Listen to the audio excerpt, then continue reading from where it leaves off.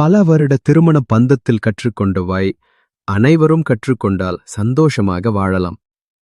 பெற்றவங்க சொல்லும் குறைகளை மனைவியிடமும், மனைவி சொல்லும் குறைகளை பெற்றோரிடம் சொல்லக்கூடாது. அதே மாதிரி பெற்றோருக்கு செய்வதை மனைவியிடமும், மனைவி குடும்பத்திற்கு செய்வதை பெற்றோரிடம் மூச்சு கூட விடக்கூடாது. மனைவி தவறே செய்தாலும் பெற்றோரிடம் விட்டுக் கொடுக்க கூடாது.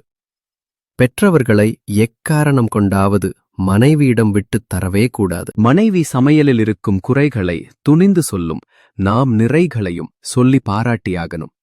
குழந்தைகளிடமும் மனைவியை விட்டுத் தரக்கூடாது. வெளியாட்கள் முன்பு மனைவியை திட்டுவது மட்டுமல்ல, கிண்டல் கூட பண்ணக்கூடாது. வேலைக்கு போகும் மனைவி என்றால் சமையல் முதல் வீட்டு வேலைகள் அனைத்திலும் பகிர்ந்து செய்ய வேண்டும். உடல்நலம் சரியில்லை என்றால் கை கால் அமுக்கி விடுவதில் தவறே இல்லை. எந்த ஆடை அணிந்தாலும் அவ்வப்போது என் மனைவியின் அழகுக்கு யாரும் ஈடில்லை என புகழ வேண்டும். அது பொய் என அவர்களுக்கு தெரியும் இருந்தாலும் அதை அவர்கள் விரும்புவார்கள்.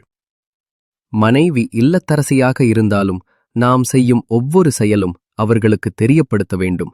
அவர்கள் ஆலோசனை பெறுவது அவசியம். அது எதற்காக என்றால், நமக்கு ஏதாவது ஒன்று நடந்துவிட்டால் இவ்வுலகை எதிர்கொள்ளும் வகையில் அவர்களை மாற்றுவது நமது கடமை.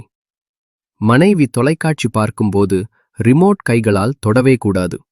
அவர்களுக்கு பிடித்தவை நாமும் ரசிக்க வேண்டும். நாம் லட்சக்கணக்கில் சம்பாதித்தாலும் நான் என்ற வார்த்தையை எப்போதுமே பயன்படுத்தக்கூடாது.